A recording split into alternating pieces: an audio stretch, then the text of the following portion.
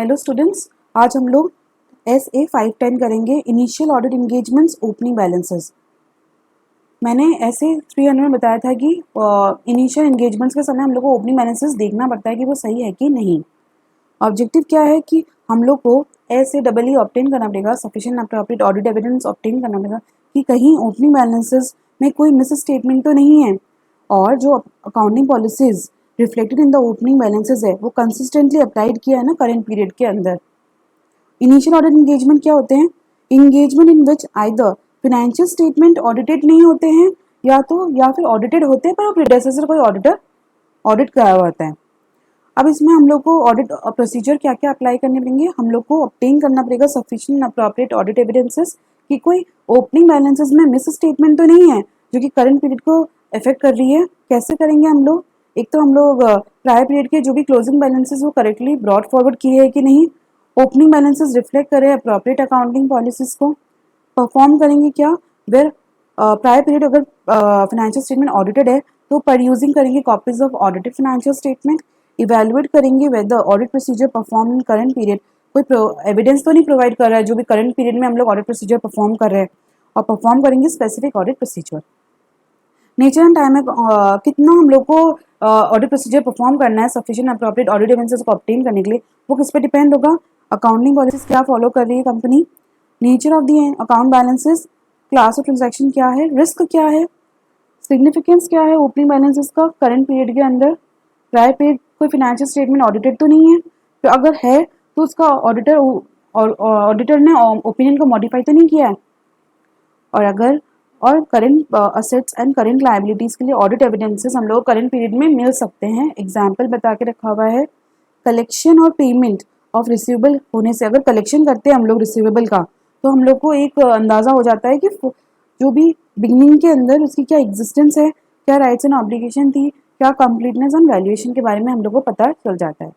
और इन्वेंट्री के लिए हम लोग अगर क्लोजिंग इन्वेंट्री बैलेंसेस को प्रोवाइड लिटिल एविडेंस, और क्लोजिंग जो भी बैलेंसेस होगा इन्वेंट्री का वो हम लोग को एविडेंस थोड़ा प्रोवाइड करेगी, अंदाज़ा प्रोवाइड करेगी जो ओपनिंग बैलेंसेस क्या होने चाहिए।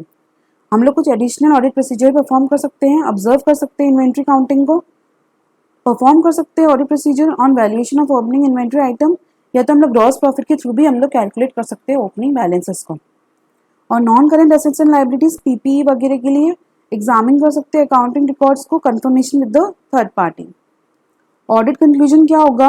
अगर हम लोग को SAE ऑब्टेन्ड ही नहीं हुआ है तो हम लोग दो तरह का, मतलब हम लोग टू टाइप से हम लोग दे सकते हैं। एक तो ओपिनियन दे सकते हैं, क्वालिफाइड ओपिनियन दे सकते हैं, या तो क्वालिफाइड डिस्क्लेमर ओपिनियन दे सकते हैं खाली हम लोग रिजल्ट्स ऑफ द ऑपरेशन के लिए। अगर ओपनिंग बैलेंस में हम लोग को मटेरियल मिस स्टेटमेंट लगता है जो कि अफेक्ट कर रहा है करंट पीरियड फाइनेंशियल स्टेटमेंट को, और उसको उस इफेक्ट को and effect of the miss statement को प्रॉपर्ली डॉक्यूमेंटेड या फिर कुछ एडजस्टमेंट भी नहीं करके रखा हुआ है, अकाउंटेड भी नहीं करके रखा है, एंड और नॉट प्रॉपर्ली प्रेजेंटेड, तो हम लोग क्या करेंगे? क्वालिफाइड या फिर एडवर्स ओपिनियन दे देंगे।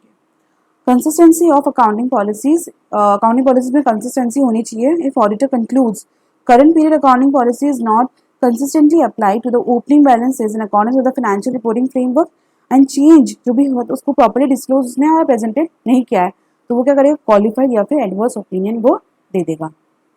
फिर एक अपेंडिक्स है प्रोनाउंसमेंट में, वो दो इलास्ट्रेशन है, एक ये इलास्ट्रेशन है और एक ये इलास्ट्रेशन है। उसमें बता के रखा हुआ है कि इसमें मैंने बताया था कि आपको ये दो ओपिनियन दे सकता है, क्वालिफाइड या तो disclaimer and qualified disclaimer for the results of the operation, मतलब कि PNL और कैश फ्लोज के लिए, क्योंकि इनके लिए मतलब वो खाली क्वालिफाइड ओपिनियन देगा। अब आता है कि सर्कमस्टांसेस क्या है, ऑडिटर है जो कि ऑब्जर्व नहीं कर पाया counting of the physical inventory beginning के अंदर, तो वो sufficient appropriate audit evidences obtain भी नहीं कर पाया, तो उसको लगता है कि possible effect of the inability to obtain sufficient appropriate audit evidences डी, उसको लगता है मटेरियल है पर परवेसिव नहीं है। इसका मतलब क्या है? क्वालिफाइड देगा वो ओपिनियन। अब वो बोल रहा है कि मैं क्वालिफाइड ओपिनियन किस में दूँ?